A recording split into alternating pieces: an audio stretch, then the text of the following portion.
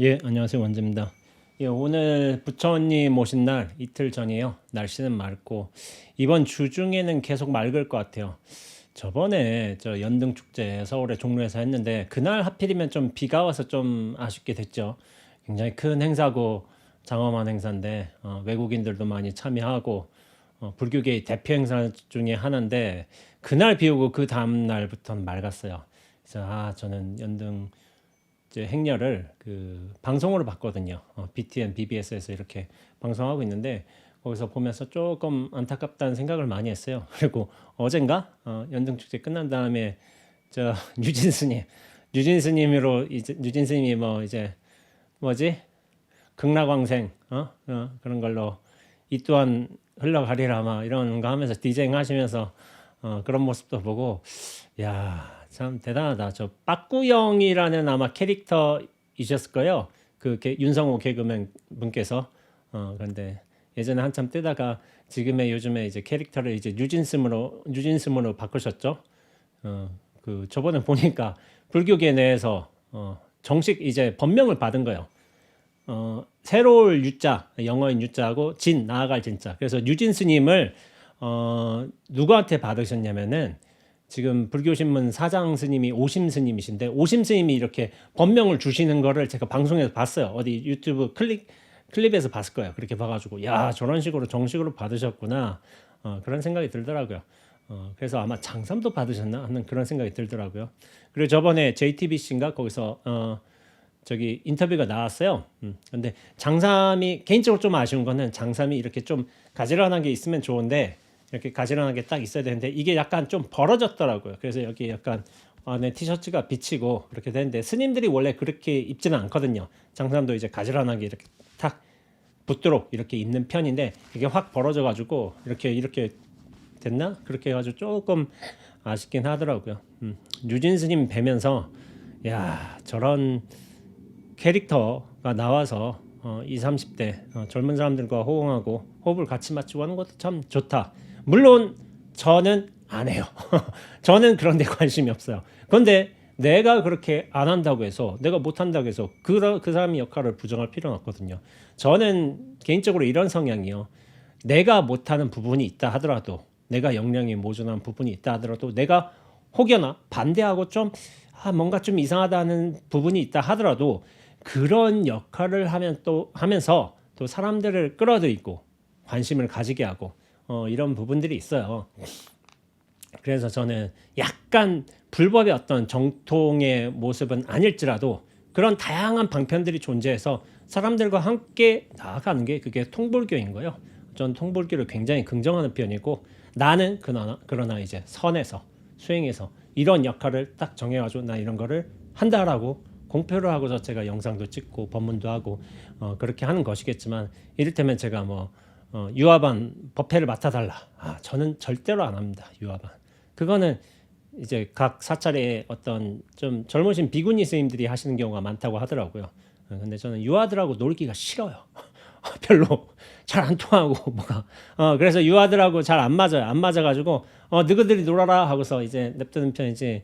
유아반 뭐 청년회 해주세요. 청년회는 뭐 맡을 수도 있겠지. 뭐 그러네 이제 그게 제 전문 영역은 아닌 것 같고 제 전문 영역을 하나를 딱 정해가지고 하는 것도 제가 그 통불교에서 하나의 역할을 수행하면서 가는 게 맞다고 생각하고 있습니다. 그리고 이런 통불교 관점에서 어떤 일을 또 하나 얘기해 보자면은 저 한 큰 스님, 제가 이름은 얘기하지 않겠고 한 큰 스님 분이 계세요. 종단에서 굉장히 큰 스님이신데 거기가 선수행으로 굉장히 유명한 문중인데 그 문중에서 사주팔자 같은 걸 봐준다는 거야. 그 주지나 이제 총무 스님들이나 여러 스님들이 큰 스님 화두정진하신 분이고 그렇게 상자들도 다 그렇게 수행 문중에 있는데 저 사주팔자라든지 뭐 토정비결 같은 거라든지 금년 뭐 운세라든지 그런 걸 봐준다는 거야. 그래서 큰 스님이 저걸 허락하신다고? 라고 저는 의문이 들었어요. 근데 그 문중 권속 스님한테 얘기를 들어보니까 큰 스님이 이런 생각이라고 하시더라고요. 야, 우리가 새해가 와서 많은 사람들이 무당 찾아가고 점집 찾아가서 그렇게 도정비결도 받고 운세도 쳐보고 하는데 야, 그 사람들 그래도 절에 와서 하는 게 낫지 않겠냐? 절하고 인연을 지어주면서 뭐 사주도 풀어주고 토정빌교도 봐주고 하면서 그것을 수행으로서 기도로서 극복할 수 있다면은 그게 훨씬 좋은 방편법이지 않겠냐 이런 말씀을 하셨다는 거예요. 대충의 이제 말을 해보자면은 그래서 큰 스님이 참 포용력이 대단하시구나. 저것 또한 맞구나. 그러니까 저 같은 경우도 수자, 수행, 화두, 참구, 뭐 간화선 이런 것만 이제 생각하는 시절에 있다가 저렇게 해서 사람들을 훨씬 많이 보섭하고 불교 안으로 끌어들이고 그러면서 기도로 수행으로 자연스럽게 이끌어주는 것도 대단한 방편력이겠구나 저는 그런 생각을 했어요. 반드시 이것만 했다고 해서 이게 정통이고 저건 가짜야라고 내칠 필요가 없어요. 이런 흐름도 필요해요. 이런 어떤 근기의 사람들도 있는 것이고 거기에 맞게끔 수많은 방편법들을 가지고 있다면은 굉장히 좋은 것이지 그게 절대로 나쁜 게 아니에요. 나만의 생각만 고집해 가지고 내가 이런 것이 옳다라고만 해가지고 이것만 해야 된다. 저는 그건 맞지 않다고 보고 있습니다. 가능하다면은 여러 사람을 끌어안고 다양한 경계나 상황들, 정황들도 다 이제 끌어안으면서 가는 것도 저는 맞다고 생각하고 있어요. 근데 이제 그만큼 역량이 충분하느냐 그건 또 별개의 문제겠지만 저 같은 경우에 역량이 그렇게 출중한지는 잘 모르겠지만 일단 제 영역 안에서 선불교 영역 수행 안에서 제가 할 말은 하고 살고 있고 그러면서도 이를테면 세계일주도 하고 있고 말하지만 영화평도 하고 있고 영화평도 아마 계속 나중에 계속 할 겁니다. 그러면은 영역이 좀 다양한 편이긴 해요 사실은. 왜냐하면 선만 하는 게 아니니까. 그리고 일반 법회에 가서 대중 법회를 제가 또 하기도 하거든요. 근데 이제 선법문 하다 보면은 그게 좀 힘들 수는 있어요.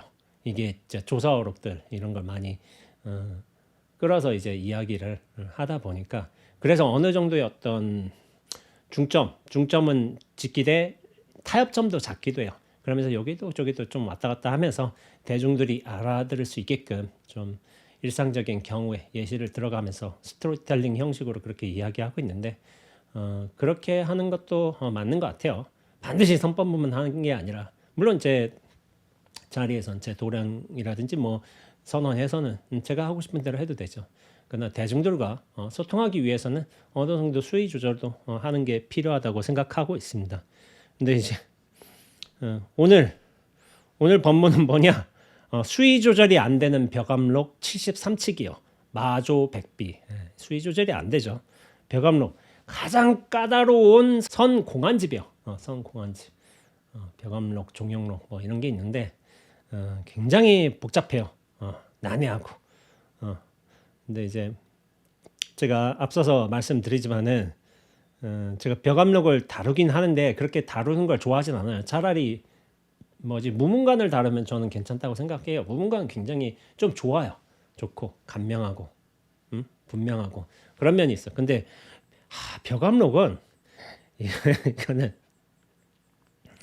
원호극근 선사도 그렇고 설도 스님도 그렇고 어떤 상징적인 표현들이 굉장히 많아요. 약간 문학적인 표현들 그런 게 많아.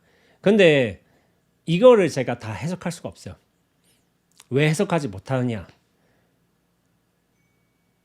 시대적 표현법이 있기 때문이요. 문학적 허용도 있는 것이고 말하자면 그 시대에 벽암록이 말하자면 천년 전이라고 치죠. 천년 전의 어떤 글귀야, 어떤 해석이야, 공안집이야.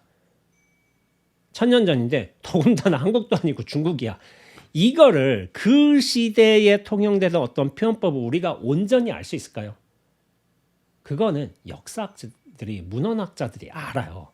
그 시대엔 이런 표현을 이런 방식으로 사용했다 이렇게 해가지고 아는 것이고 당시에 유명한 어떤 시라든지 경론이라든지 어떤 뭐 사상이라든지 그런 것들을 다 섭렵하신 분들이 굉장히 문학적인 그리고 글 자체에 관해서 굉장히 도통하신 분들이 이렇게 남기신 거예요. 그러니까 그 시대의 표현법들, 철학들, 사상들을 다 섭렵하시고서 뭐 도가도 있겠고 여러 가지 표현법들도 있는데 그걸 다 섭렵하신 분들이 표현한 거라서 제가 이걸 다 알 수는 없습니다. 그리고 제가 저번에 말씀드린 바도 있는 것 같은데 중국에서 이제 선으로 해서 박사를 연구하신 이제 박사죠.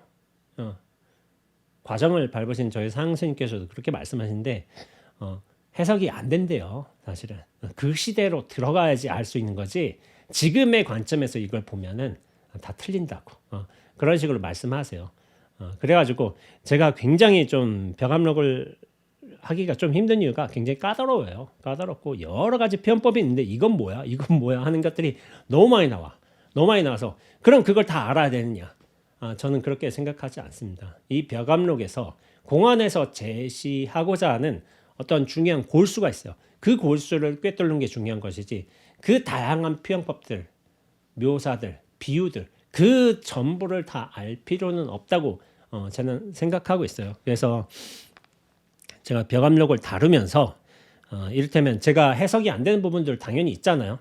우리나라도 100년 전 거만 해도 이해하기가 힘든데 중국의 1000년 전 거 이해하기가 쉬울까요? 예, 어려워요. 저는 제 역량이 당연히 그 시대의 맥락을 몰라요. 모르기 때문에 모르는 부분들은 모른다고 얘기를 하고요. 제가 알 수 있는 부분들 지금에도 통용될 수 있는 분명한 어떤 수행의 어떤 진리의 근원적인 관점이라든지 과정이 있잖아요. 그런 것들은 얘기하면서 벽암록을 다뤄보도록 하겠습니다. 벽암록이 원래 수시가 있어요. 수시가 뭐냐면은 본칙에 뭐 평창에 그렇게 앞서서 전체를 있잖아 아우르면서 한마디 툭 던지는 거예요. 수시 드리우드 탁 보여주는 거예요. 보여주는 거 수시인데 수시가 까다로워서 이게 더 헷갈릴 수도 있어요. 그래서 바로 벽암록 73칙 마조 백비 마조의 100가지 그름에 관해서 한번 이야기해 보도록 하겠습니다. 어떤 스님이 마조 스님에게 물었다. 본칙이에요. 사구를 여의고 백비를 떠나서 스님께서는 저에게 조사가 서쪽에서 오신 뜻을 곧바로 가르쳐 주십시오. 그러니까 여기에 원호 스님이죠. 이 화두를 어디에서 얻어왔으며 어디에서 이런 말을 들었을까? 사구백비를 떠나서 조사가 서쪽에서 오신 뜻을 바로 곧장 가르쳐 주십시오. 이렇게 한 거예요. 근데 제가 예전에도 말한 적이 있지만은 제가 행자 시절 저희 은사 스님 도림당 법전 이제 스님을 이제 모시고서 태설당 시자로 있을 때였어요. 그때 이제 노장님이 이제 포행을 하시는 경우가 있어요. 잔디 마당을 왔다 갔다. 그럼 이제 저희 사형님 시자 스님이 없을 때 제가 몰래 이제 뒤따라 다니면서 원래 시자 스님이 그렇게 뒤를 따라다니면서 시봉을 해요. 근데 기회다. 지금이 기회다. 내가 어른한테 물어볼 수 있는 공부에 관해서 물어볼 수 있는 기회다 하고 뒤에 따라다니면서 제가 졸졸 따라다니면서 선어록 보다가 궁금한 거 물었어요. 궁금한 거 물었는데 그래서 제가 이렇게 물어봤어요. 스님한테. 스님, 사구백비를 떠난 진리가 있다는데 그게 뭡니까? 라고 이렇게 물은 거예요. 그러니까 노장님이 휙 돌아서서 저를 빤히 쳐다보시는 거예요. 빤히 쳐다보시더니 몇 초 있다가 그래, 너는 어떻게 생각하냐? 이렇게 물어보신 거예요. 그러니까 저 거기에 대해서 아니 진리가 있다는데 뭐지 왜 저렇게 답하시지? 하고서 제가 아무 말도 없이 가만히 있으니까 다시 이제 고개를 딱 돌리고서 다시 포행을 계속 하시더라고요. 그래서 저는 그게 굉장히 의문이었어요. 아니 나는 분명히 질문을 했는데 사구백비를 떠난 진리가 따로 있다고 하는데 그게 뭡니까? 라고 물으니까 탁 쳐다보시고서 그래 너는 어떻게 생각하느냐 이런 대답만 해주셨으니까 뭐지? 왜 대답을 안 해주셨지? 내가 뭐 놓쳤나? 뭐 태도가 잘못됐나? 이런 생각을 했던 거죠. 근데 이제 이런 경험이 있어요. 어떤 깊이 각인된 기억이 있는 것이고 나중에서야 제가 공부를 하고 이렇게 서서히 조금씩 안목이 열리다 보니까 노장님이 사실은 그렇게 침묵으로 바라봄으로 또한 그렇게 소리로서 그렇게 명백함으로 대답을 해주셨는데 내가 그걸 못 알아들었구나. 그걸 나중에서야 알게 됐어요. 그렇죠. 그때는 몰랐죠. 행자 때는. 그리고 이제 이 공안도 사실은 제가 행자 때 봤던 거예요. 뭐냐면은 지장 스님의 머리는 희고 회의 스님의 머리는 검다. 이 마지막 이제 마조 스님 말씀도 행자 때 이거 어록 보다가 이게 도대체 뭐지? 왜 이렇게 말씀하셨지? 해가지고 행자 때 처음으로 봤던 공안이요. 그 당시에도 당연히 이 의문이 풀리지 않았는데 뭐 이렇게 오래 지났죠. 18년, 19년 이렇게 지나서 제가 한번 이 공안을 다뤄보게 되었네요. 그러니까 마조스님이 어떻게 말씀하셨을까요? 네, 오늘 피곤하여 그대에게 말해줄 수 없으니 지장 스님에게 물어보게나 하니까 여기서 이제 평을 하셨는데 뒤로 세 걸음 물러서야지 빗나간 줄도 모르는구나. 원호 스님이 이렇게 평을 하는 거예요. 마조 스님의 말씀에 대해서 몸은 숨겼지만 그림자가 노출되었다. 이 늙은이가 남에게도 잘도 떠맡겨 버렸구나. 그러니까 사구백비를 떠난 진리가 있다는데 그게 이제 그거를 조사가 서쪽에서 오신 뜻을 곧바로 가르쳐 주십시오 하니까 원호 스님은 그 당시에 뒤로 세 걸음 착착착 물러났어야 됐다. 이게 가풍인 거야. 가풍. 착착착 빗나간 줄도 모르는구나. 몸은 숨겼지만 그림자가 노출되었다. 그러면 뒤로 세 걸음 탁탁탁 했으면 그건 빗나가지 않았는가요?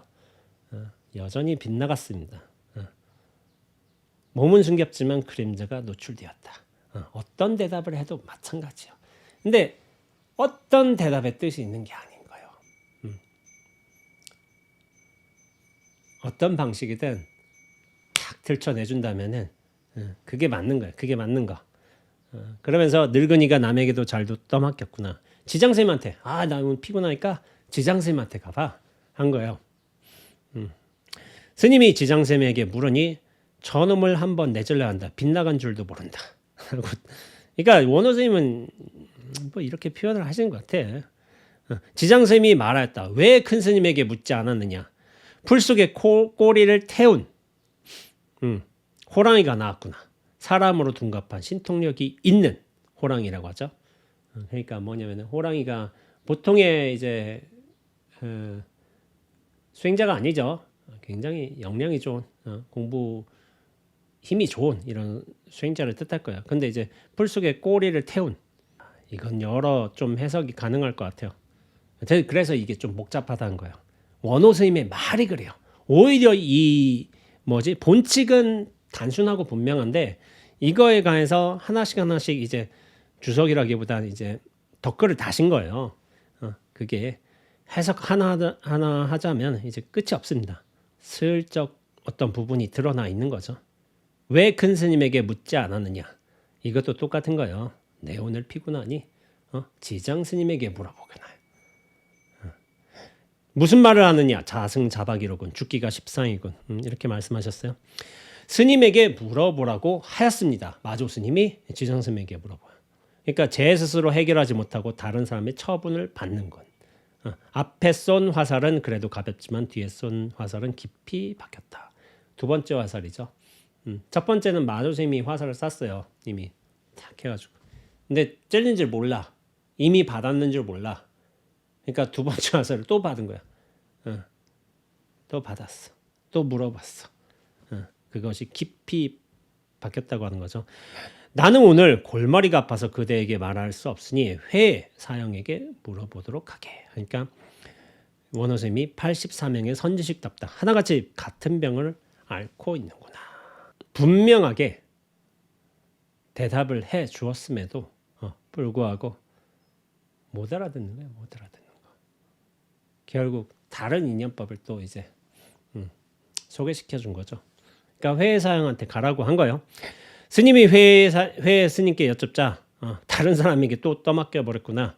도적의 작물을 껴안고 억울하다고 울부짖는다. 도적의 작물을 껴안고 도적의 작물 무언가를 훔쳤어. 도적. 근데 자기가 무언가가 도적이 작물을 훔쳤는데 그거를 자기가 갖고 있어. 이미. 육군 도적이죠. 뜻과 내용과 분별심, 생사심의 어떤 도적인데 그 작물을 이미 갖고 있어. 근데 억울하다고 울부짖는 거야. 이미 보물을 내가 갖고 있다니까요. 갖고 있는데 알지 못해서 깨닫지 못해서 계속 저기서 찾고 다니는 거야. 어디 내 중요한 이제 이 뭐 금가락지 본 적 있어? 내 전 재산인데 뭐 금송아지 본 적 있어? 하고서 자기가 껴안고 있으면서 이 육군 도적에 의해서 이것을 갖고 있는지 모르는 거야. 그러면서 억울하다고 소리치는 거죠. 회스님이 말했다. 나도 그것을 모른다. 그러니까 원호스님이 마음으로 헤아리려 하지 않는구나. 따라서 천고만고에 캄캄케 되었구나. 그렇죠? 마음으로 헤아리려고 하지 않는다고. 그건 누구한테 하는 말이냐면은 그 묻는 쌤한테 하는 말이야. 천고만고에 캄캄케 되었구나. 근데 선지식이란 게 이런 분들이긴 해요. 캄캄하게 만드는 거예요. 캄캄하게. 여기에 꽉 막히게. 더 이상 옴짝달싹 못하게. 그래서 참고에 들어가는 게 그 공부인의 어떤 기질이에요. 자기 근기이기도 하고. 근데 이게 또 다른 거야. 그 인연을 심어줬음에도 인연이 왔는지 모르는 사람들도 많이 있어요. 그렇게 돼요. 그렇게. 공부 인연은 이미 넘쳐납니다. 근데 자기가 그릇이 안 돼서 그런 준비가 안 돼서 그걸 공부 인연으로 삼지 못하는 거예요. 캄캄하게 만들었는데 왜 저러지? 뭐 큰 스님이 나이가 들어서 조금 헷갈리시나 보지 하고서 그냥 넘기는 거예요. 말하자면은 그게 의문으로 자기 마음속에 어떤 화두로 문제로 숙제로 이렇게 다가와야 되는데 이미 던져졌음에도 불구하고 이걸 못 물어가는 거야. 내 살림으로 공부거리로. 그런 거죠. 캄캄하게 만들었는데 자기가 캄캄하게 있는 줄도 모르는 거죠. 그 자각이 사실은 되게 중요한데 그게 사람마다 달라요. 자기가 진짜 마음이 환히 열리게 되면은 공부거리가 부족했다? 아니요. 그 공부거리를 삼을 수 있게끔 내 마음 자세가 부족했다는 걸 스스로 알게 되죠. 스님이 이를 마조 스님께 말씀드리자 저 백장 스님, 지장 스님 그리고 회애 스님에 대해 말해가지고 다 이렇게 말씀하셨는데요 하니까 마조 스님이 아유 한통속 놈들 그러셨겠죠. 이놈들이 똑같이 하고 있어. 그래서 그러니까 마지막으로 이제 단정을 지으셨어요.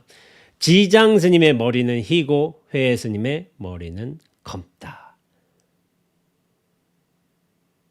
이에 대해서 원호 스님이 나란에서는 천자의 칙령이며 변방 밖에서는 장수의 명령이다.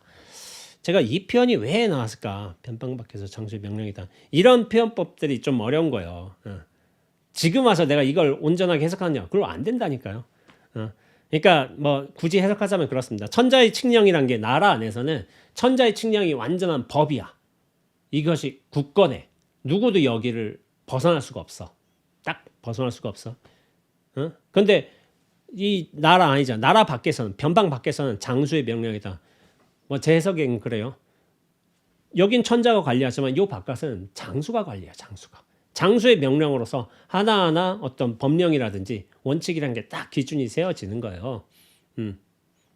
그러니까 이건 뭐냐면은 모두가 안이든 밖이든 그 법도를 따르게 된다는 거야. 법도를 따르게 되고 이것은 변하지 않는 진리라는 거야. 진리. 결단을 지었다는 것일 수도 있고 누구에게나 적용되는 법령이라는 거야. 법령.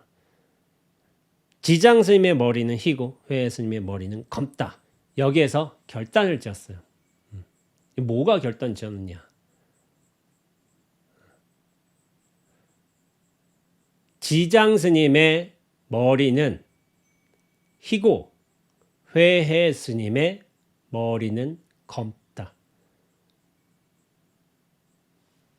이렇게 결단 지은 거예요. 내용 따라가지 마세요. 다시 한번 말해볼게요. 지장 스님의 머리는 희고 회애 스님의 머리는 검다. 이렇게 결정 지은 거예요. 이게 와 닿아야 돼요. 와 닿아야 돼. 잘못 해석하는 사람들은 야, 내가 지정스님 머리 검은 거를 내가 못 봤나? 아, 내가 알아차리면 못했나? 응? 흰 거를 회스님의 머리는 검은 걸, 내가 그 순간 놓쳐버렸나? 이렇게 하면 평생 헛짓거리 하는 거예요. 그게 중요한 게 아닌 거예요. 한마디 탁 들었을 적에 곧장 알아들어야 되는 거예요. 소리를 딱 들으면 아는 거예요. 아는 거. 우리가 견성이라고 하잖아요. 견성이라는 게 성품을 본다 라고 이제 해석하는 경우도 있지만은 보는 성품이라고 해석하기도 해요. 견성, 성품을 본다. 하지만은 보는 성품. 보는 성품만 있겠어요? 듣는 성품도 있겠죠. 지장 스님의 머리는 희고 회해 스님의 머리는 검다. 내용 따라가지 말고 듣는 성품으로 들어가야 돼요. 그 성품으로. 그 듣는 성품을 제가 뭐 다른 뭐 공부처나 뭐 스님들께서 눈앞에 이거라고 뭐 이렇게 하지만은 그냥 전 눈앞이라고 해요. 눈앞으로 들어보라는 거예요. 눈앞으로.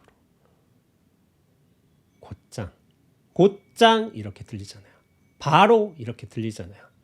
나중에 얘기 나오지만 여기 뭐야? 야, 이 멍충아 하는 것도 바로 들리잖아요. 바로가 중요하다니까. 그 내용, 명충이, 나 무시했어, 나쁜, 이렇게 가면 안 된대도, 바로 들으면은, 그게 돼요. 근데 이제 바로 못 들어서 이게 문제인 거지. 그런 거요. 평창이 이게 원어섬이 평창일까요? 한번 보죠. 이 공안은 산승이 지난날 성도가 어디냐면 지금의 청도에 있으면서 진각스님을 참방하여 물었던 것이다. 진각스님은 마조스님이 처음 한 대답만 보아도 자연히 단박에 알 수 있다고 말했다. 마조스님이 나 오늘 피곤하니까 지장스님한테 가서 물어보세요. 이거 평상어로 말씀하셨을 거예요. 근데 똑같다니까요. 사구백보리를 떠난 진리가 있다는데 그게 뭡니까? 노장님이 싹 하고서 너는 어떻게 생각하냐? 똑같아요. 똑같은 거. 듣는 성품이에요. 듣는 성품. 준비가 되면 그 듣는 성품으로 바로 돌아가는데 이게 안 된 거죠. 말해보라. 저 스님은 알고서 물었을까? 모르고서 물었을까? 이 물음이 심오하다 하겠다. 사구를 여인다는 것은 유와 무와 사구라는 게 네 가지 구라는 게 유무와 두 번째는 유도 아니고 무도 아닌 거. 그러니까 유무가 하나 있겠고 유도 아니고 무도 아닌 거요. 그러니까 비유 비무가 있고 유도 아닌마저도 아니고 비유예요. 또한 무가 아닌마저도 아니다. 라고 해서 이 사고라는 거예요. 사고를 여의면 5만 가지 잘못된 생각이 끊긴다. 여러 가지 생각이 있잖아요. 이것이고 저것이고 유무가 대표적인 어떤 분별심의 요소죠. 유무, 시비, 생멸 이런 거 다 되겠죠. 그러니까 생멸로 하자면은 생도 아니고 멸도 아니고 생도 아님도 아니고 멸도 아님도 아니고 생이 아님마저도 아니고 멸도 아님마저도 아니고 그 모든 생각, 분별, 관념으로서 생길 수 있는 요소들을 다 걷어낸다는 거예요. 그러면서 딱 진리 하나 말씀해 달라고 하니까 거기에서 나는 피곤하니까 회사장한테 가서 물어봐. 회스님. 야, 너는 어떻게 생각하냐? 근데 대부분 못 알아들어요. 이게 좀 대화의 형식이라서 그런 것도 있어요. 대화로서 편하게 들어가니까. 그러니까 답을 말해줬는데도 못 알아듣는 거죠. 그래서 좀 강한 자극 같은 게 필요한 거예요. 강한 자극으로 딱 들어오면은 그게 오히려 대답이 되는 거예요. 어떤 의미에서? 이를테면 이런 게 있을 수 있겠죠. 사구백비를 떠난 진리가 있다는데 그게 뭡니까? 이렇게 한다든지. 그러면은 확 들어오는 경우도 있어요. 지금 저 보조 배터리가 막 점프했어. 딱 앉았어. 혹 들어오는 거야. 훅. 그렇게 될 수도 있어요. 그렇게. 그렇게 될 수도 있는데 이렇게 좀 편하게 말씀하신 거죠. 오노쌤이 또 말씀하시기로는 그저 말로써 이러쿵저러쿵하며 화두를 모르고 핵심을 찾아볼 수 없다. 만일 산승이었다면 마조스님이 말이 끝나자마자 곧바로 좌구를 펴고 세 번 절하고서 어떻게 말하는가를 보았을 것이다. 그러니까 스님 조사께서 서쪽에 오신 뜻을 일러주십시오 하니까 마조스님이 이랬을 거 아니야. 오늘 몸이 피곤하니까 회 스님한테 가서 지장 스님한테 가서 물어보기나 할 적에 본인이 그거를 어떻게 했냐면 좌구를 펴서 좌복을 딱 펴서 거기에서 세 번 절하고 그 다음에 마조 스님의 반응을 본다는 거야.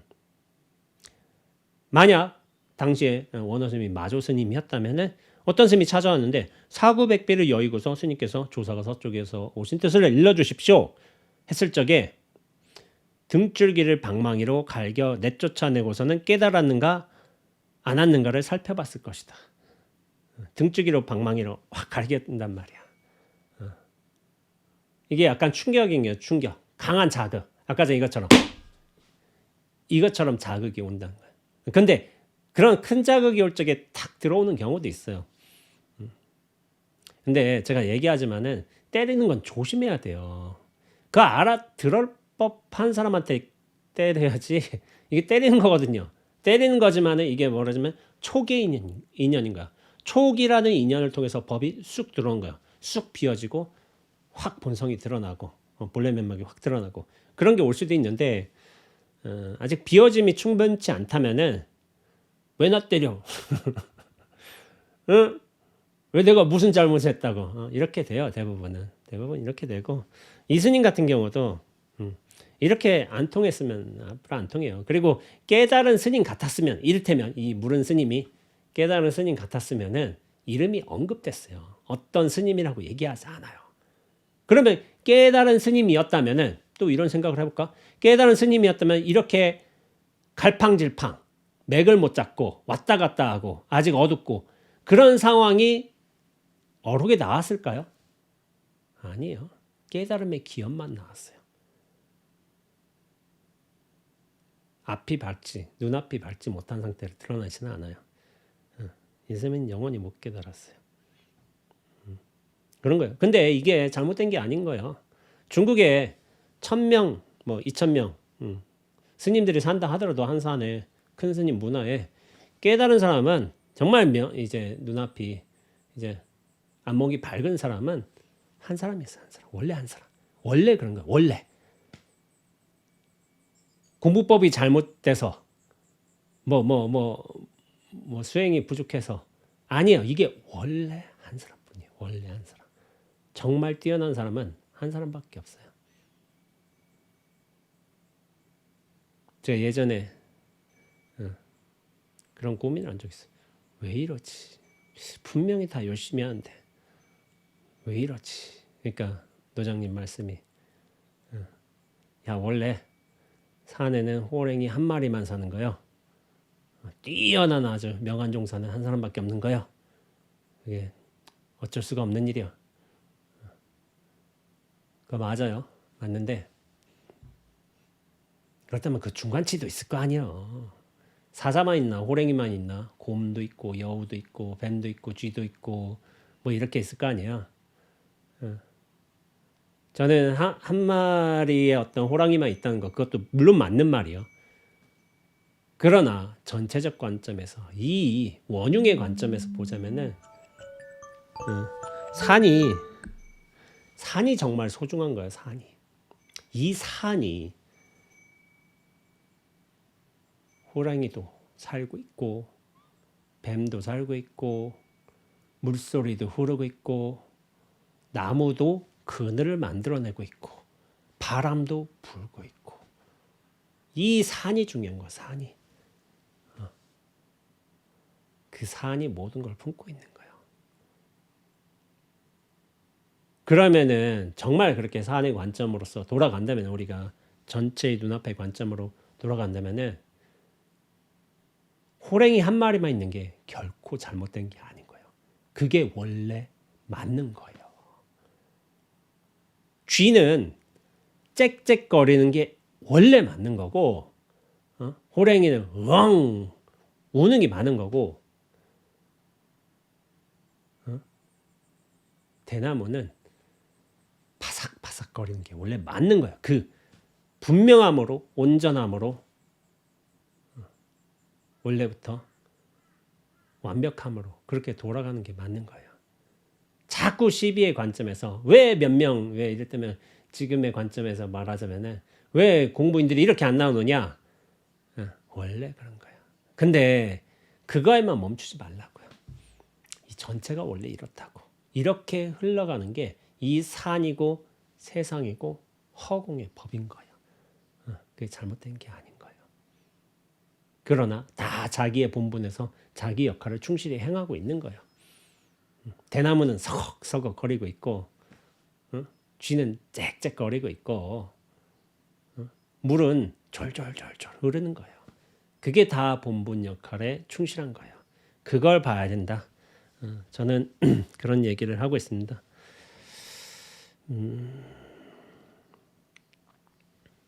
그래서 여기 등줄기를 방망이로 때린다고 했는데, 이게 참 과격하지만은 그 시대는 좀 과격하셨나 봐요. 그런 과격한 선사들이 좀 많이 있어요. 근데 그 당시에 어떤 분위기랄까? 그 당시의 분위기가 굉장히 중요한 거예요. 스승은 그렇게 막 몽둥이로 쳐도 해도 상관이 없었어요. 그 당시에는. 옛날 중국 영화 같은 거 봐도 스승이 막 험악하게 뭘 하고 막 집어 던지고 해도 제자들은 탁탁탁 피하면서 맞아가면서도 스승한테 비난을 안 해요. 그런 어떤 절대적인 믿음이 있었던 시대가 있어요. 근데 지금은 그게 될까요?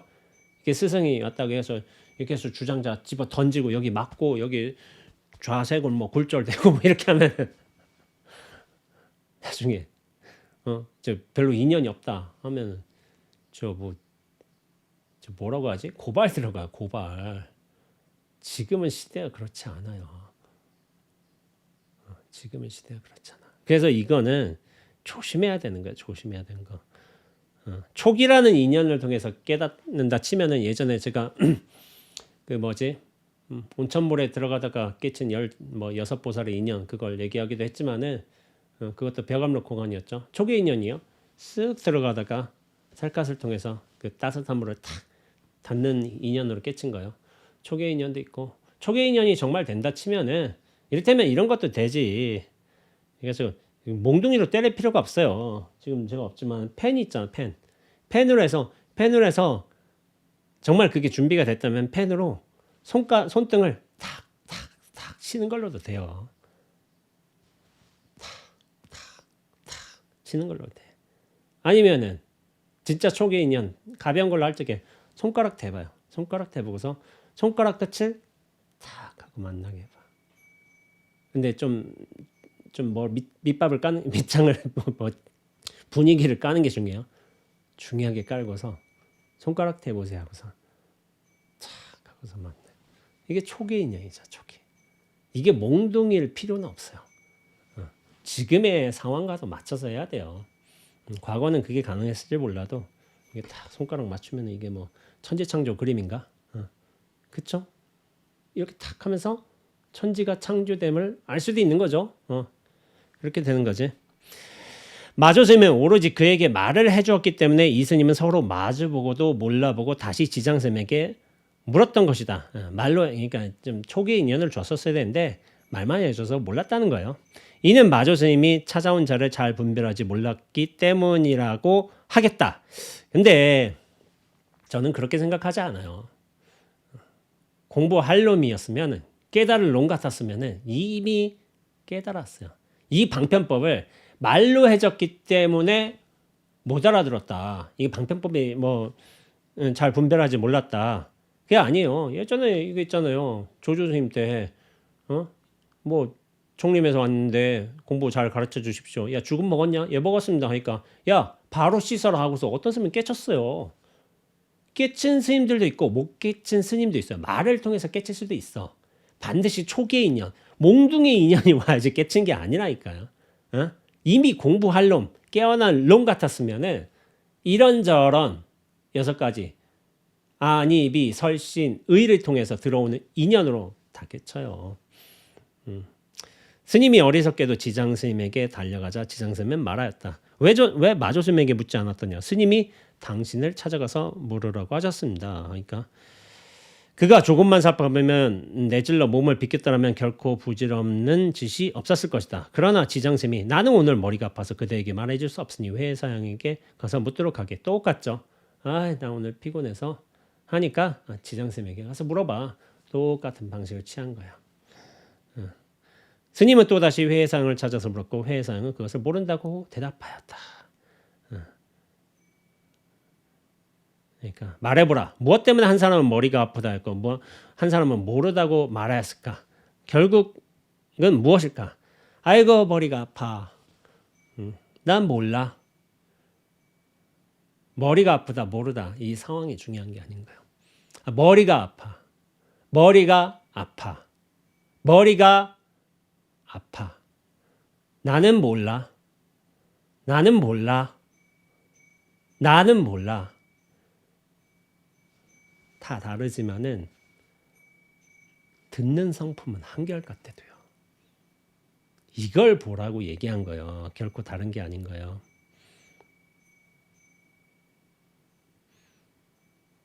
스님이 다시 돌아와 이 일을 마조 스님께 말씀드리자 한 바퀴 쭉 돈 거예요. 마조 스님, 지장 스님, 회 스님, 다시 마조 스님 하니까 여기서 지장의 머리는 희고 회의 머리는 검다네. 다 판결을 해준 거야. 지장의 머리는 희고 회의 머리는 검다네. 내용 따라가지 말고 듣는 성품으로 제가 말하자면 눈앞으로 곧장 들어야 돼요. 지장의 머리는 희고 회해의 머리는 검다네. 거기에 뜻이 있어요. 거기에 뜻. 이를 아르마리로 헤아린다면 이는 돌아가면서 그 스님을 속인 것이라고 할 수 있다. 그런 거요. 어떤 사람은 이는 서로가 떠맡겨 버렸다 하고 어떤 사람은 세 사람 모두가 그의 물음을 알았기 때문에 답하지 않았다고 말하지만 이는 모두 눈먼 것이다. 형태 모양새를 본 거죠. 듣는 성품을 곧장 본 게 아니라 이는 일시에 옛사람이 으뜸가는 제호에다가 독약을 부어넣은 격이다. 원래 듣는 성품으로 이렇게 곧장 말했는데 거기다 뜻, 의미, 의도 이런 거를 부여해가면서 딴짓을 했다는 거야. 제호. 원래 듣는 성품이 이렇게 하는데 해석. 생각에다가 생각이란 독약을 부어넣은 격이다. 이렇게 표현하는 거죠. 제호라는 거예요. 제호. 제호라는 게 뭐냐면은 제가 제호라는 거를 제일 먼저 보게 된 게 영가 형각스님 증도가의 한 구절에 나와요. 그러니까 거기에 무슨 구절이 나오냐면은 설삼빈이 갱무잡이라 순출제호 아상납 이로다라는 구절이 있어요. 그러니까 뭐지? 설산 비니. 설산에 있는 이거 내 해석을 안 적었네. 설산에 있는 비니풀은 갱무잡. 다시는 이제 잡됨이 없어. 순출제호. 순수하게 나온 제호. 제호는 어떤 그 시대 우유로 만든 최고의 어떤 유제품인가요? 제호를 아상납이로다. 나 항상 받고 있도다. 네, 해석을 안 적어놨네. 아마 그 뜻일 거예요. 빈이란 히말라야산에서 나오는 풀 이름인데 천상천하에 그렇게 곱고 부드럽고 맛있는 풀이 없다고 합니다. 이게 성철스님 증도가 나온 거예요. 성철스님이 펴신 영가형각스님 증도가 배구가 있어서 이 비니초만 먹고 산다는데 배구는 우리의 자성을 비니초로 한 진여 대용을 비유한 것입니다. 라고 하셨네요. 설산에 비니초가 있는 곳에는 다른 풀이 하나도 없듯이 다른 풀이 섞일 수가 없어요. 비니초만 있어. 진여대용 가운데에는 객진번뇌, 번뇌망상이 하나도 없다는 말입니다. 보통 사람들이 볼 때는 잡초와 가시덤불만 가득한데 어째서 비니초만 예를 들어서 말하느냐 하고 의심할 수도 있겠지만은 눈 감은 사람은 언제든지 캄캄하고 암흑뿐이라도 눈 뜬 사람이 볼 때는 모두가 밝고 밝은 광명뿐이기 때문입니다. 그쵸? 눈 감으면은 아무것도 없어. 다 나쁜 것들이야. 눈 뜨면은 하나하나가 그렇게 찬란한 거야. 찬란한 거. 세상이 왜 이렇게 어둡냐? 이렇게 망해가느냐? 본인이 눈 감고 있기 때문에 그래요. 원래 진리가 이렇게 드러나 있는데 눈 감고서 없다는 거예요. 눈 감은 사람이 어둡다고 어두운 것이 있느냐 하면 어두운 것은 없으며 어둡다고 하는 그 사람도 광명 속에서 살지 못했기 때문에 어둡다 하는 것입니다. 그와 마찬가지로 시방 세계를 돌아봐도 비니초를 내놓고는 다른 풀은 없듯이 애초에 진리이고 말끔하고 순수하고 온전했던 것밖에 없다는 거야. 눈 뜨고 보면은 다른 풀이 없어. 다 진리야. 중생이 모두 진여의 대강명 속에서 활동하고 있다는 것입니다. 눈 뜨면 그렇다는 거예요. 제호란 지금의 치즈 같은 것인데 비니초만 먹고 사는 흰소의 젖을 짜서 최고로 맛 좋은 치즈를 만든 것을 제호상미라고 합니다. 제호, 그러니까 치즈 중에 상미, 아주 뛰어난 이제 맛을 내는 제품이란 거예요. 이것은 진여자성을 비유한 것으로 배구가 비니초를 먹고 내놓은 것을 제호상미라고 하니 모든 것이 진여뿐이고 진여자성을 제하고는 다른 것은 없다는 것입니다. 시방세계를 둘러봐도 진여 광명과 진여 대용뿐인데 이것을 이름하여 비니초 혹은 제호상미라고 한다는 것입니다. 그것이 곧 무상정각을 이룬 최상의 풀이요 최상의 불사약인 것입니다. 이것에 관해서 제가 예전에 영화 신의 한수가 바둑 영화일 거요. 바둑 영화에서 그 안성기 배우분이 이렇게 말씀하셨죠. 이 대사를 한번 쓴 적이 있어요. 이 세상이 고수에겐 놀이터요, 하수에겐 생지옥 아니던가. 눈을 뜨면 우리가 자아성의 본래 면목에 눈을 뜨면은 이 세상이 진리가 낱낱의 인연으로 화연하고 있는 진리의 대놀이터, 대터전인 거예요. 여기 봐도 진리, 저기 봐도 진리, 다 진리밖에 없어. 돌들이 굴러가도 진리, 우산이 쫙 펴져도 진리, 파리가 종이문을 탁탁탁 쳐도 진리, 다 진리야. 근데 거기에 생각을 부여하면은 이 나란 존재로 실체감으로 탁 쪼그라들면은 돌이 굴러가면 아유 저 돌 좋은 돌 아깝다. 저거 내 품 안에 와서 내가 써먹어야 되는데. 우산이 착 펴지면 아유 저 물방울 나한테 튀기면 어떡해. 오늘 새로 산 옷인데 파리가 탁 종이문을 때리고 있으면 에이 정진하는데 이 화도 집중 안 되는데 저 파리 때문에 정진시간 다 날려먹었는데 이렇게 된단 말이에요. 다 돌이며 우산이며 파리며 다 자기 인연에 맞게끔 그렇게 법을 설하는 거예요. 법을 완연하게 설하고 있는데 생각에 속는 거야. 생각에. 참 그런 게 참 좋은 것 같아요. 지금 이 순간만 삽니다. 이 찰나만 삽니다. 찰나가 진리로 드러나고 있는데 진리로 분명한데 이렇게 명백한데 그 명백함으로 돌아가지 못하고 찰나에 드러난 현상, 어떤 소리, 어떤 마음 거기에 끄달려서 계속 혼동하고 있는 거야. 그게 중생심이야. 그게 중생심. 그러니까 나라는 실체를 확 비운다면은 확 열린다면은 이 세상이 진여 대용의 어떤 모습이고 낱낱이 보는 거, 듣는 거, 느끼는 거, 생각하는 거가 제호상미인 거야. 이보다 뛰어난 진리의 맛이 없는 거예요. 그런데 나란 실체에 갇혀 있으면 그렇게 다 나한테 좋은 거, 이득이 되는 거, 불편한 거, 나쁜 놈, 고통, 그런 것들이 되는 거죠. 그러니까 이걸 다 통틀는 말이 있어요. 중생수기 득이익이에요.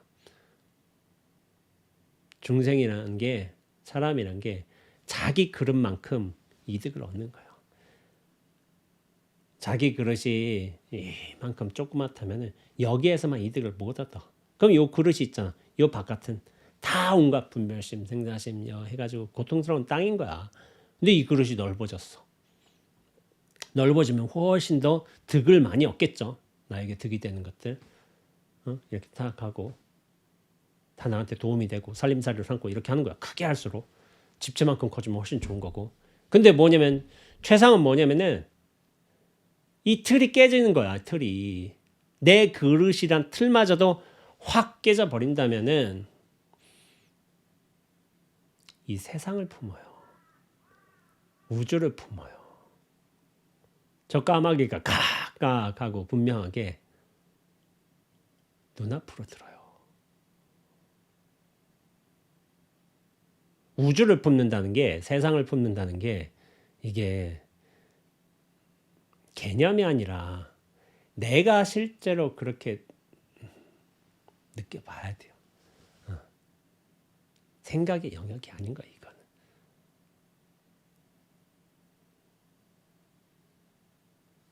이렇게 우주를 품었다 말할 수 있다니까요. 본인이 알아야 돼, 본인이. 그런 생각이 들어요.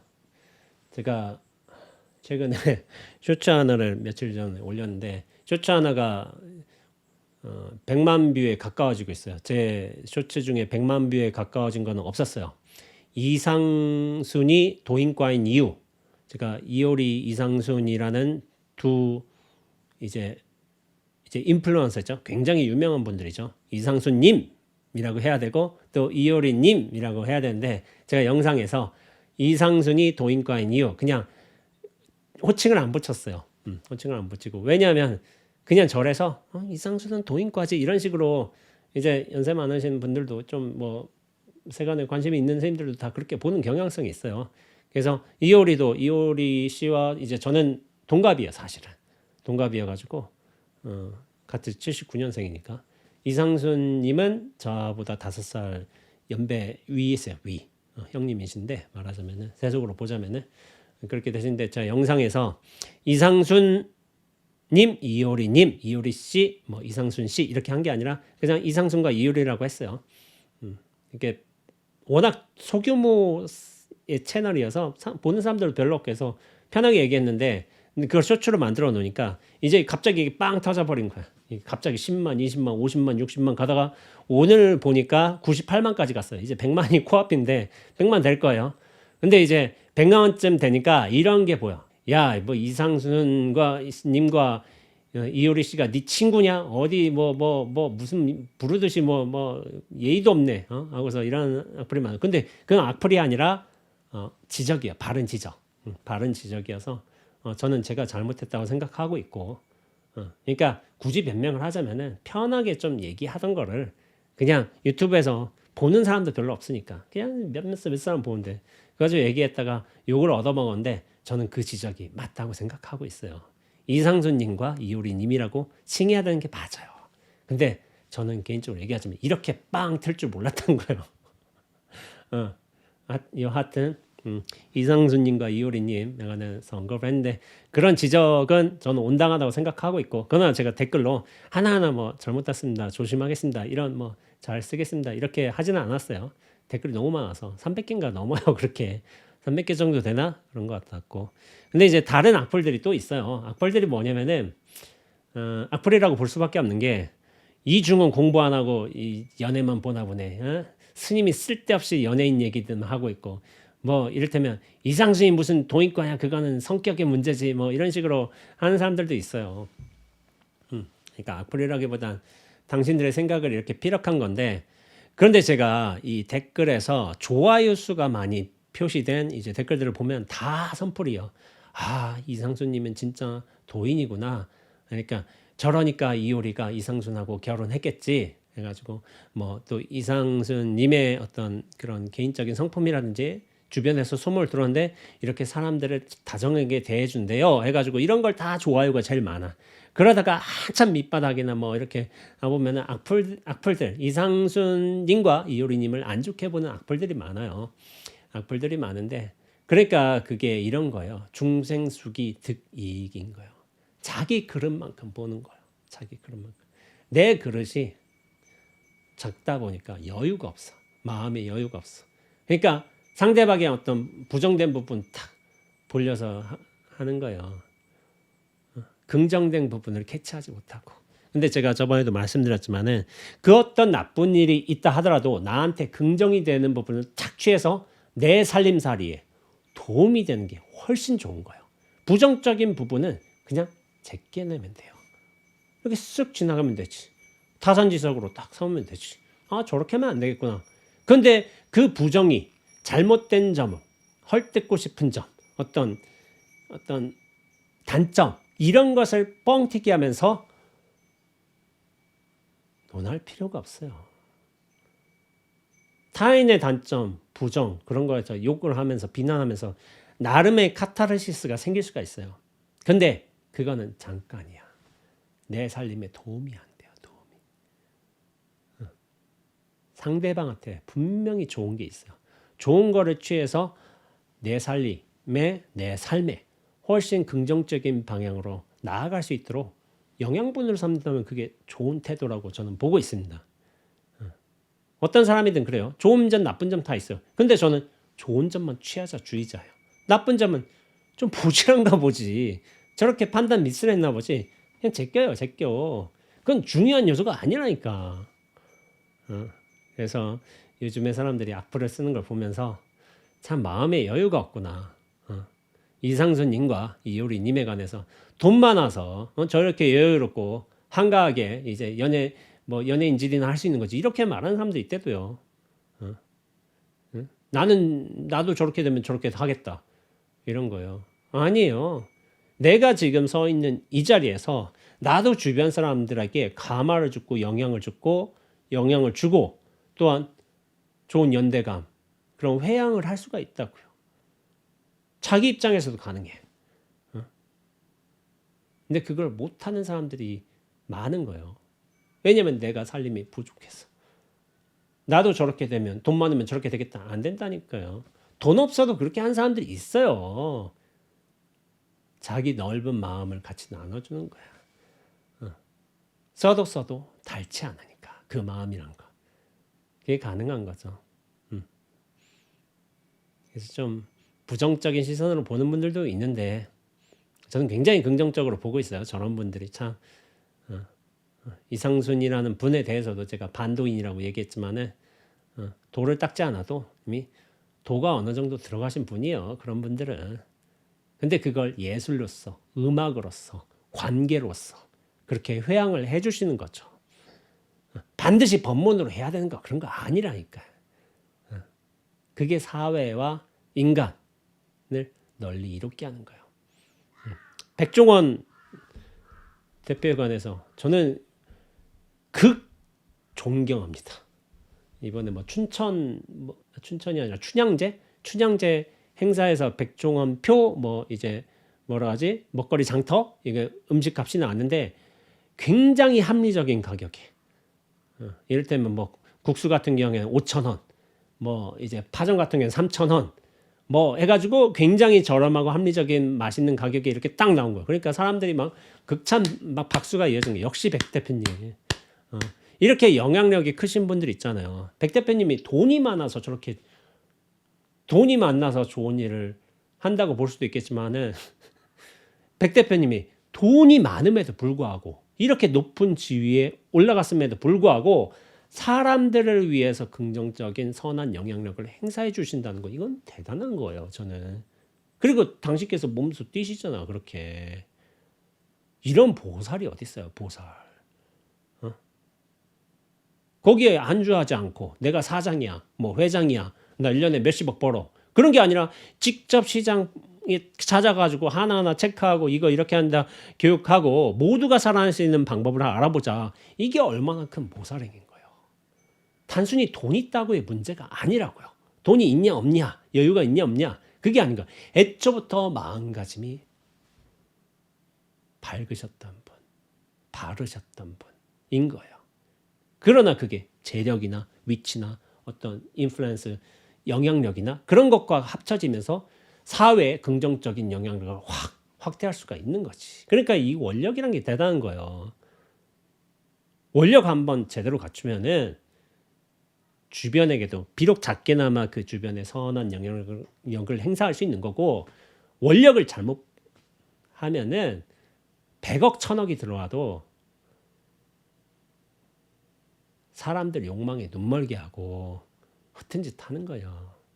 원력이 바라야 돼. 근데 원력이 바르면은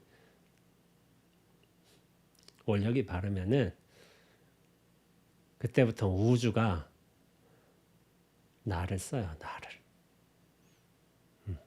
준비된 자들. 이를테면 나라는 게 뭐 원전한 게 아니라 그런 원력이 바르게 갖춘 사람들한테는 우주가, 온 세상이, 법계가 도와줘요. 인연을 심어줘요. 왜냐하면은 타인을 향해서 모두를 잘 되고자 하는 그런 바른 마음을 키웠기 때문에 우주가 도와주는 거예요. 그렇게 돼 있어요. 저는 그래서 백종원 선생님을 굉장히 존경해요. 대표님을. 그래서 바깥 분들 중에서 누구를 제일 존경하냐? 전 백종원 선생님이라고 항상 얘기합니다. 그런 분들이 대단한 거예요. 보살이며 뭐 깨달음이며 뭐 이제 뭐 사성제며 이런 걸 모르면 어때? 이미 보살행을 하고 있는데, 남을 그렇게 이롭게 도와주고 있는데, 그런 걸 넘으신 분들이에요. 저는 그렇게 생각하고 있어요. 그래서 뭐 좀 자기 마음에 좀 여유와 안정을 좀 찾는 게 중요하다. 그래야 상대방한테서 좋은 것을 보고 배우는 거예요. 그래서 다시 돌아가자면, 그러므로 마조 스님은 그대가 한 입으로 서강의 물을 다 마실 때 말해주리라 라고 하였는데, 이 공안과 한 가지이다. 마조 스님이 이 공안을 누구한테 얘기했냐면은 방거사한테 얘기했죠. 방거사가 맨 처음에 석두이천 스님한테 찾아갔어요. 만법과 더불어 짝하지 않는 이 누구입니까? 만법과 함께 있으면서도, 인연을 갖추면서도 짝하지 않는 이 누구입니까? 하니까 참 고준한 질문을 하셨어요. 만법과 함께 있어. 그 모든 인연법과 함께 있어. 생멸법과도 함께 있어. 그러나 짝이 되지 않는다. 이게 누굽니까? 하니까 석두 스님이 그때 질문 끝나자마자 입을 탁 하고 막았다고요. 탁 하고 막았던가. 그러니까 거기서 방거사가 뭐 7부쯤 깨쳤다거나 그런 말이 있어요. 다 깨치지 못하고 열리는 바가 있었어. 탁 그래가지고. 근데 이제 그런 거요. 그러다가 마조스님한테 똑같은 질문을 했어요. 만법과 더불어 짝하지 않느니 누구입니까? 하니까 그대가 한 입으로 서강수를 다 마실 때 말해주리라. 그러니까 거기서 화련이 열리셨어요. 그렇다면은 석두이천 스님이 더 대단한, 석두이천 스님보다 마조 스님이 더 큰 스님이냐? 왜냐면 더 크게 깨우치게 했다면은 아니에요. 그거 관련이 없어요. 방거사가 공부해놓은 정도와 관련이 있어요. 스스로 마음을 비워둔 거와 관련이 있지, 누가 더 큰 방편을 썼느냐, 더 큰 스님이냐, 그게 아닌 거예요. 석도 스님의 촉감의 인연이죠. 이게 촉감의 인연, 촉감의 성품이라고 볼 수 있겠죠. 그리고 마조 스님은 그대가 서강수를 한 입에 다 마시면 말해주리라. 듣는 성품인 거예요. 두 번째, 이제 마조 스님을 칭견할 적에 방거사가 훨씬 많이 준비를 해놨어요. 그래서 화련이 열린 것이지 다른 게 아닌 거예요. 따라서 지장 스님의 머리는 희고 회의 스님의 머리는 검다라는 말을 알 수 있다면 바로 서강의 물, 서강수 화두를 알 수 있을 것이다. 똑같아요. 그대가 서강의 물을 단번에 마신다면 일러주리라. 내용 따라가지 말고 듣는 성품으로서 눈앞으로서 소리를 보는 거예요. 그대가 한 입으로 서강의 물을 마신다면 일러주리라. 이렇게 하면 돼요. 스님은 한 집 가득한 어리석음을 짊어지고 편안하지 못한 데다가 새 큰 스님까지 괴롭히면서 진흙과 물속으로 빠져들어가게 했지만 끝내 스님은 깨닫지 못했다. 안 되는 거예요. 비록 한결같이 이와 같이 하였지만 새 종사는 이 외통수에게 간파를 당한 것이다.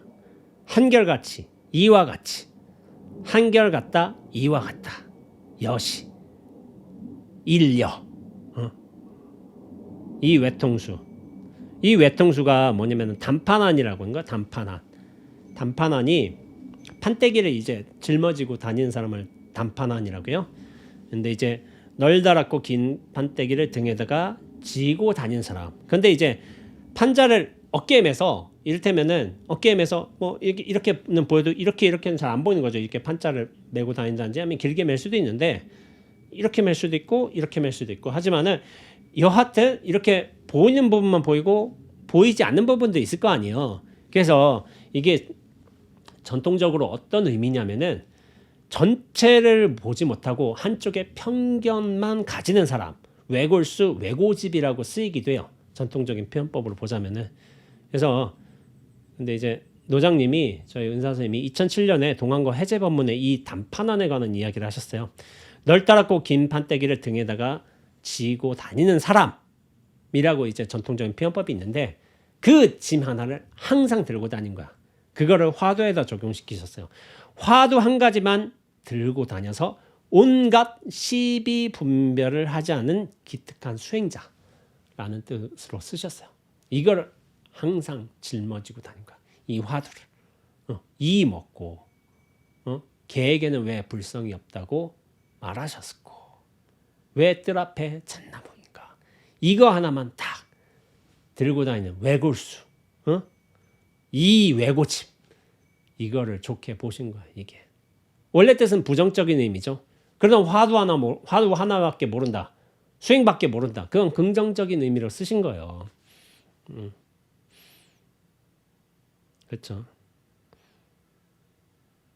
근데 또 이런 식으로 해석할 수 있어요.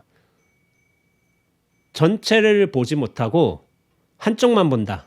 뭐 이런 식으로 부정적으로 해석을 하지만은 한눈을 가진 자라고 볼 수도 있죠. 한눈만 가졌고 한눈은 잃어버렸다. 근데 이건 인간적인 비유인 거예요. 오직 한눈만 갖췄다 한다면 이게 더 대단한 수행자인 거예요. 한눈만 갖췄다. 두 개의 눈이 아니라 한눈. 마음이란 눈을 딱 갖춘 사람이다. 전체라는 시선을 갖춘 사람이다. 눈앞이라는 눈을 가진 사람이다. 이 한눈뿐이다. 오히려 공부 잘한 수행자겠죠. 단판안을 나쁜 의미로 볼 수도 있는데 편견이라고 볼 수 있는데 한눈만 갖췄다. 한 방향 하나만 제대로 갖췄다 한다면 그게 오히려 공부 잘하는 사람인 거죠. 요즘 사람은 오로지 말만 가지고 따지며 희다는 것은 밝음에 일치하고 검다는 것은 어둠에 일치한다 하며 천착하며 헤아릴 뿐 흰 건 어떻고 검은 건 어떻고 그거 의미가 없다니까요. 듣는 성품이에요.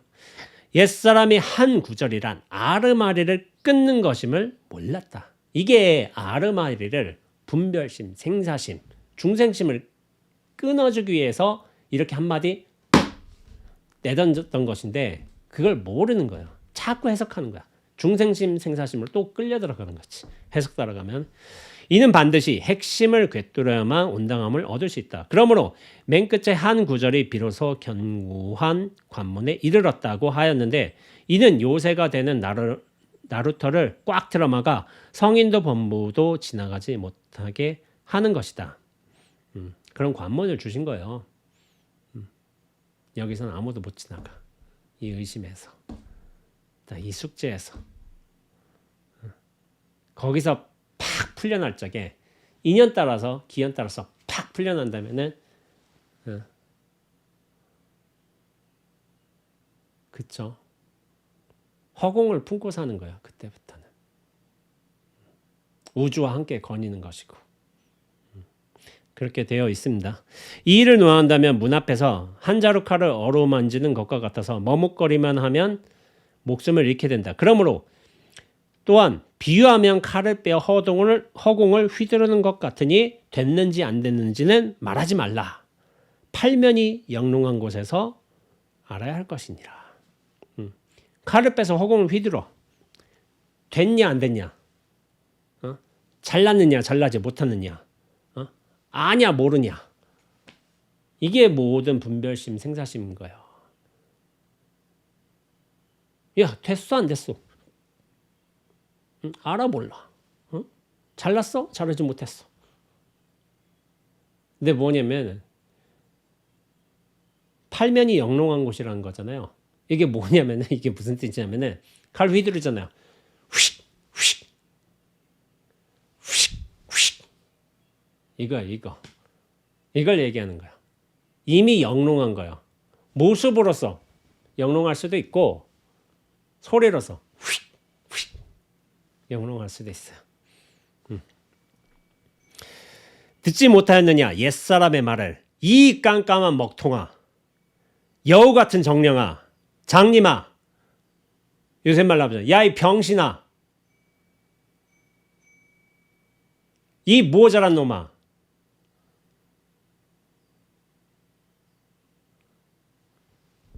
이거 말이 가리키고자 하는 것에는 뜻이 없어요. 바보야 멍충아 뭐 돌대가리 천치야 이게 목적이 아니래도 곧장 들으면은 바보 소리에도 눈물을 흘리면서 삼배를 하게 돼요.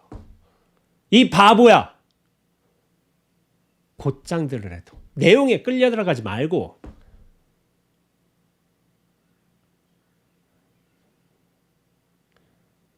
일방일할인 거야. 일할처럼 야 이 멍충아 이 말을 곧장 들으면 돼요. 그럼 눈물 흘리면서 감사하다는 말도 하게 돼요. 인연 따라서. 근데 공부가 안 되잖아. 뭐 날 바보라겠어? 이를테면 공부된 사람은 남을 부처처럼 존경한다는데 저렇게 욕을 했으면 저 공부인 아니야. 다 걷어내버려. 이렇게 된다도. 중생수기 득이인 거요. 자기 그릇 따라 상황을 본데도 받을 걸 받지 못하고 그 내용을 부여잡고서 이 보물을 남겨두고서 이 듣는 성품이란 걸 남겨두고서 딴 거 내용 따라서 막 휘달리는 거예요. 이 소중한 보물을 눈앞이라는 보물을 냅두고서 자꾸 대상과 뜻과 형상과 의미와 소리와 촉감, 맛과 그런 거를 찾아서 헤매는 거야. 이 눈앞을 냅두고서 원래부터 이렇게 있는데도 말해보라. 이는 일방일할과 같은 것인가? 야 이 바보야 장님아 정령아 먹통아 이런 게 일방일할과 같은 것일까? 아니면 다른 것일까? 천차만별이라고 하나 한 가지임을 알면 자연히 팔방에서 대적할 수 있게 된다. 곧장 들어야 돼요. 지장스님의 머리는 희고 회스님의 머리는 검다는 말을 알고 싶은가? 나의 은사 오조 스님께서는 봉우 선생 백성을 잘 다스리는 어르신네. 뭔가 음이 같은 건가 봐요. 그러니까 뭐냐면 백성을 잘 다스리는 거 인연에 따라서 잘 이렇게 섭수해 주신다는 거야. 자비한 방편으로 내세워 주신다는 거야. 설두스님의 송은 다음과 같다. 지장스님의 머리는 희고 회스님의 머리는 검음이여 눈 밝은 납승도 알 길이 없네. 망아지가 천하 사람을 짓밟으니 임재는 날강도가 아니었구나. 사구를 여의고 백비를 끊음이여 천상인간에 오직 나만이 아노라. 지장스님의 머리는 희고 여기 평창인 거요. 송은 이제 설도스님의 송이고 다시 원호스님의 평창. 지장스미의 머리는 희고 회스미의 머리는 검다고 하였는데 말해보라. 무슨 뜻인가를. 천하의 납승들이 이를 뛰어넘지 못하고 있다. 살펴보면 설두스미의 속은 매우 훌륭함을 알 수 있다. 설령 이는 눈밝은 납승이라도 알 수 없다. 내용이란 게 있어서 알 수 있다면 아는 것도 아니고 아는 거 아니에요. 안과 모름이 중요한 게 아닌 거예요. 분명함인 거야. 명백함. 이것이 드러나는 것이지. 이 이치는 신선 비결로서 부자 사이에도 서로 전수하지 못한다. 야, 눈앞이란 진리를 알았어. 응? 야, 눈앞이 진리야. 야, 여기에 모든 근원이 다 있어. 이거 눈앞으로 어떻게 전해줘? 이미 우리는 눈앞에서 드러났어요. 눈앞에서 살고 있고 이걸 전해줄 수가 없어요. 알려줄 수 이미 눈앞이라고 하는데도 못 알아듣는다니까. 석가 부처님이 일대시교를 말씀하시고 최후에 오직 시민을 전수하셨는데 이를 금강왕 보검 또는 정의라고 한다. 그러나 이 같은 말도 벌써 어쩔 수 없는 사정에 옛사람이 극할 것을 다소 노출시켜 버린 것이다. 금강왕 보검 정위 이렇게 해야지 뭔가 그럴듯한 이제 보물이 있는 거죠. 보물이 있는 거고, 야 여기에 진짜 뭔가 있구나. 근데 눈앞이라고 하면 뭐야? 그럴 수도 있잖아요. 지금 뭐라고? 여기 눈앞이 뭐? 이럴 수도 있는데 이를 투철하게 체득한 자라면은 종횡무진 관통하여 큰 자재를 얻겠지만 그렇지 못하고 여전히 깨치지 못한다면 말하면 말할수록 더욱 멀어지기만 한다. 그렇죠? 전할 수 없어요. 넌지시 칼끝을 이렇게 보여줄 수는 있지만은 다소 노출을 시켜준 거예요. 근데 그 전체는 아니야. 전체. 눈앞이라고 얘기하지만은 제가 얘기했잖아요. 눈으로도 볼 수 없고 앞도 뒤도 없다. 이 전체다. 그런 것을 이제 옛 선사들께서 이제 허공이라고 이제 비유하기도 하셨는데 허공성, 전체성, 눈앞 다 똑같은 말이에요. 망아지가 천하 사람을 짓밟으니 라는 것은 서천의 바냐다라 존재가 달마에게 예언한 말이다. 달마 존재 이제 후예로서 그대한테서 이제 망아지 한 마리가 탁 튀어나오는데 천하 사람을 다 짓밟을 것이다 라고 이제 예언을 한 거예요. 그러니까 이게 나중에 보니까 마조 스님인 거죠. 말맞자 마조 말의 조상 이렇게 마조 스님이 이렇게 된 거죠. 그런 예언을 하셨다고 해요. 근데 이 예언이 어디서 또 나오냐면은 육조 스님이 회양 스님에게 말한 거예요. 아마 회양 스님한테 이후 불법이 너에게 갈 것이며 그 뒤에 한 망아지가 나와 천하 사람을 짓밟을 것이다. 이게 천하 사람을 짓밟는다는 게 무슨 말이에요? 사람들 다 이렇게 밟아서 괴롭게 하고 이렇게 한다는 거예요. 그게 아닌 거예요. 천하 사람들이 가지는 온갖 중생심, 생사심, 분별심, 실체감 그 모든 번뇌망상, 전도, 몽상의 일들을 다 깨부셔 준다는 거예요. 망아지 한 마리가 나와서. 그런 예언인 거예요. 사람을 죽인다는 거예요. 사람의 생사심, 분별심, 실체감, 중심성 이걸 확 다 깨트려 버린다. 이게 마조 스님인 거죠. 그 이후 강서의 법제자들이 천하에 널리 퍼졌는데 강서의 법제자들이 아마 당시 그를 마조라고 일컬었다. 그런 예언의 후신이라고 생각하는 거죠. 이는 달마대사와 육조대사가 모두 일찍이 마조를 예언했던 바이며 그의 지략을 살펴보면 과연 남달랐다. 지장스님의 머리는 희고 회스님의 머리는 검다고 말했을 뿐이지만 여기에서 천하 사람을 짓밟은 것을 찾아볼 수 있다. 이 한 구절 검다 희다는 말은 모든 사람들이 되씹어도 부수지 못한다. 검다 희다. 여기에 막힌다면은 절대로 못 벗어나고 눈앞으로서 확 풀려날 수 있다면은 검다 해도 이미 옳았고 희다 해도 애초부터 벗어난 적이 없다는 걸 알게 돼요. 임재는 날강도가 아니었다는 것은 임재스님이 하루는 대중방문을 하였다. 붉은 고깃덩이 심장이라고 하네요. 심장에 한 무의진인이 있어 항상 그대의 얼굴에서 출입한다. 이를 아직 깨닫지 못한 자는 살펴보라.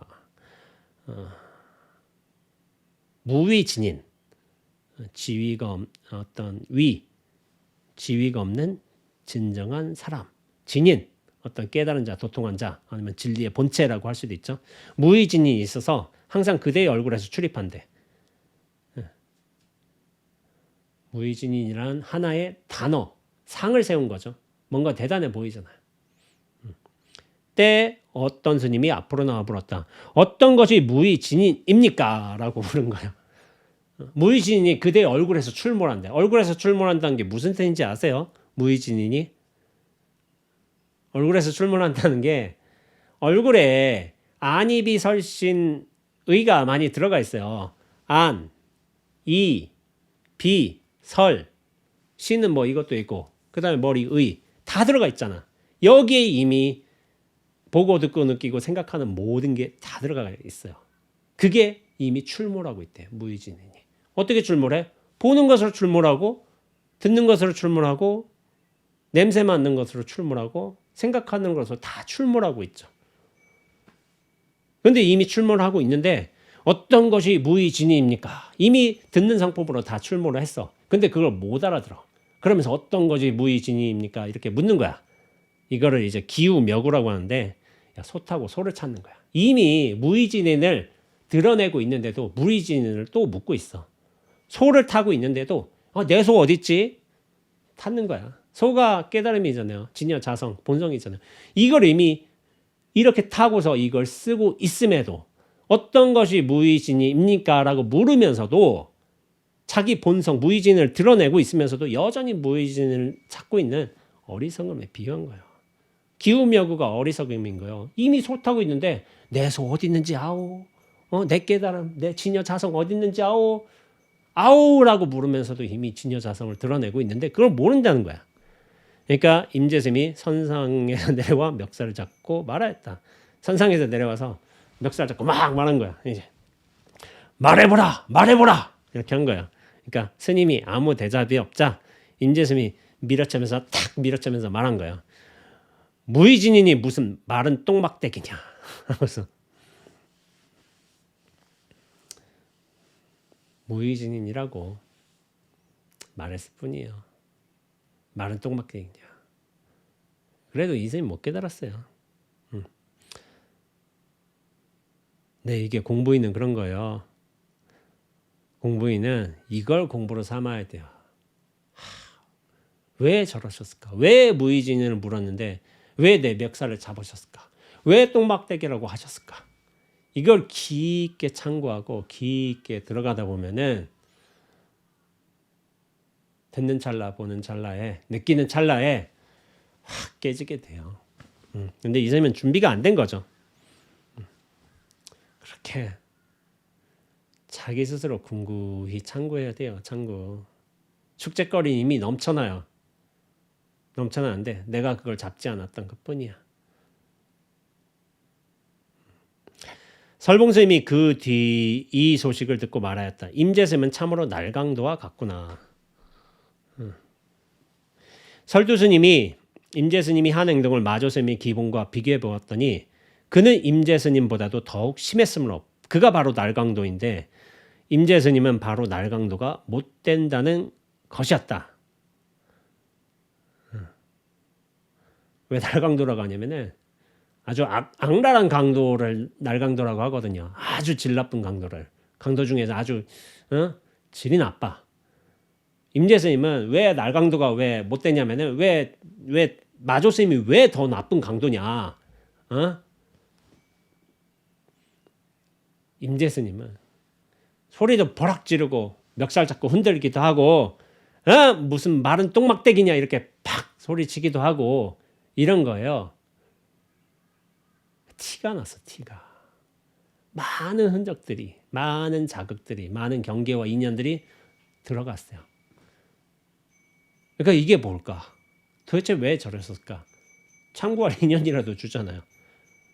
근데 뭐냐면은 마조 스님은 아유 나 몸이 피곤해서 그런데 지장 스님한테 가봐. 가서 지장 스님한테 가서 물어봐야지. 뭐냐면은 왜 날강도라고 하냐면 자기가 뭘 뺏겼는지도 몰라요. 임재스님은 티라도 내줬지. 흔들면서 버럭 소리치면서 확 뺏어가는데 마조스님이 쓴 방편은 기본은 뭐냐면은 상대방이 뺏긴지도 몰라요. 자기가 뭘 잃어버렸는지. 그래서 더 날강도라고 한 거예요. 뺏긴 걸 알았으면 좀 들강도야, 들강도. 근데 뺏긴 줄도 몰라. 그게 날강도지. 그런 거예요. 설도스님은 일시에 이 마조스님과 임재스님이 기봉을 꿰뚫어버리고 이 스님을 노래했다. 사구를 여의고 백비를 끊으며 천상인간에 오직 나만이 아노라.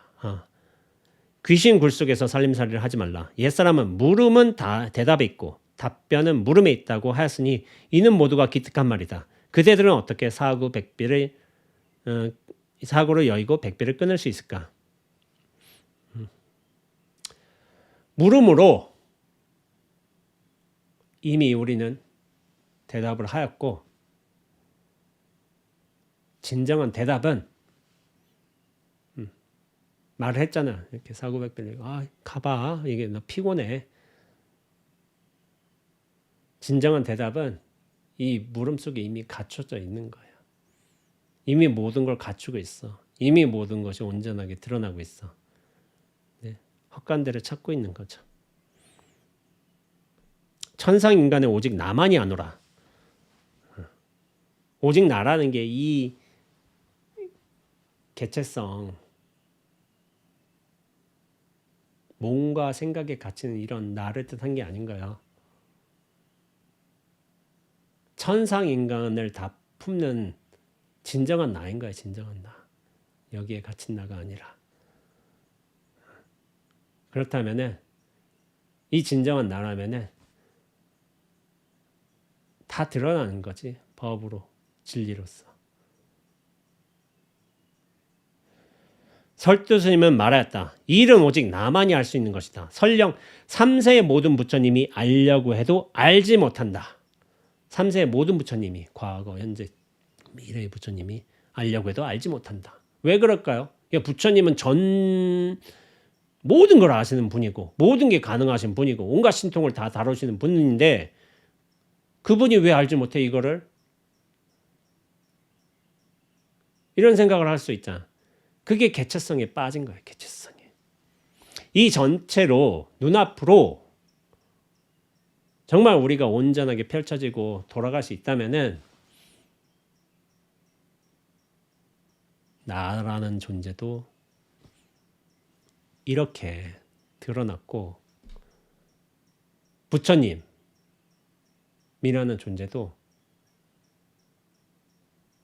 수많은 방식으로 이렇게 저렇게 드러났어요. 대적광전의 부처님으로도 드러나고 경전에서 말씀하시는 부처님으로도 드러나고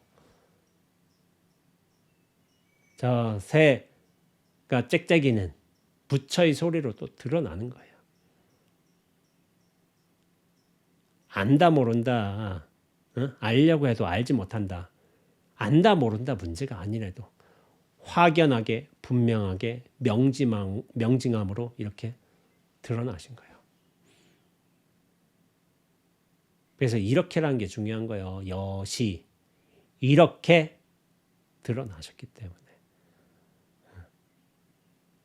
부처님을 어떤 상, 인물 그런 걸로 생각해서는 안 돼요.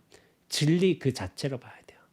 근데 그 진리 자체이긴 하지만은 시간과 역사와 인연과 어떤 사람들의 다양한 방편상으로 드러나는 여러 몸을 갖춘 부처님도 있어요. 우리 서가모니 부처님은 2600년 전에 카필라국에서 그렇게 왕자로서 태어나셨지만 그런 부처님만 계시겠어요? 다른 부처님도 모두 인연과 상황에 맞게끔 드러나셔서 이렇게 법을 중생들에게 설해 주신 거죠. 진정한 부처, 진정한 깨달음이라는 거는 이 눈앞이에요, 눈앞. 다만 시대적, 현상적, 인간적 부처님은 다양한 모습으로 형태로서, 시대로서, 인연으로서 드러나신 거죠. 이미 혼자만이 알 수 있는 것이라면 그대들이 다시 와서 무엇을 구하려 하는가? 혼자만이란 게 개체의 혼자만이 아닌 거예요. 이 전체가 이미 하나라는 거예요. 한 통. 한 통으로서 분명하게 안다는 거예요. 이렇게 분명해지면은 다른 일을 찾아가지도 않아요. 헷갈리지도 않고.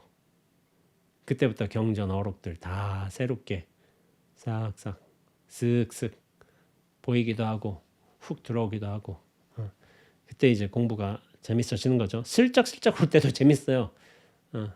슬쩍슬쩍 올 때도 재밌고 보는 재미가 있으니까 와 이게 이런 뜻이었어. 오 이랬어. 이런 식으로 대답하셨어. 재미가 있어요.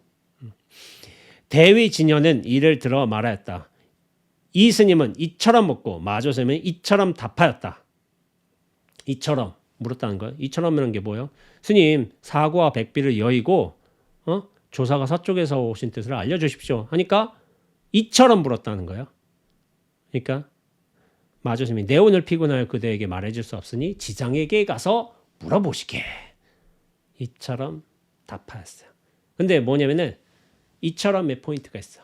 여시 이처럼 물었고 마조스님은 이처럼 답하였다. 이처럼이 곧장이에요. 곧장. 곧장 물었고 곧장 답했고 곧장 마음을 내었고 곧장 들은 거예요. 곧장에는 아무런 노력이 필요 없어요. 원래 그러니까. 이게 원래 구족되어 있는 도리인 거예요. 사구를 여의고 백비가 이미 끊겼어요. 이처럼에는 다 끊겼어요. 그 내용에는 사구 백비가 들어갈 여지가 있어요. 그러나 이처럼인 거예요. 이처럼은 눈앞이요. 눈앞에는 사구 백비가 얽혀 들어가지 않아요. 지장스님과 회해사형 모두가 몰랐었다. 알고 싶은가? 망아지가 천하 사람을 질밟는다는 말을 듣지 못하였는가? 지장스님과 회해사형 모두가 몰랐었다. 몰랐을까요? 알고 싶은가? 망아지가 천하 사람을 짓밟는다라는 말을 듣지 못했는가? 원효 스님이 끝까지 숙제를 주시는 분이에요. 숙제를 주시는 분. 이게 자기 스스로의 안목이 분명하지 않다면 다 피해간 걸로 생각하겠죠. 그러나 환히 열린 마음으로 본다면 지장 스님이 회해 스님이 이처럼 분명하게 답을 해주셨구나 라는 것을 스스로 알게 되고 더 이상 헤매이지 않게 되죠.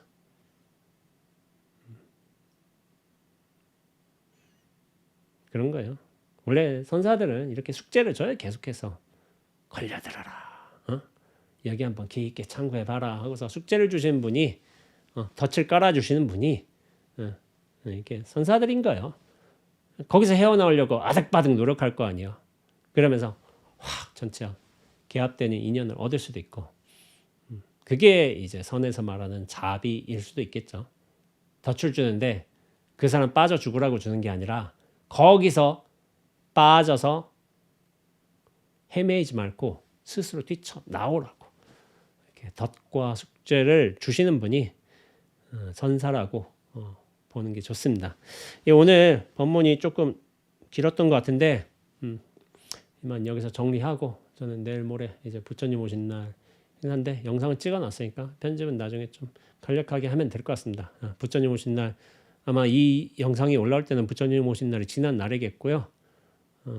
이제 안거가 이제 한거가 시작되는데 수담에서도 이제 가볍게 이제 좀 단순하게 한거로 나게 될 것 같지만은 여름에 더위 조심하시면서 공부 수행 하세요. 예, 오랜 시간 수고하셨습니다. 예, 감사합니다.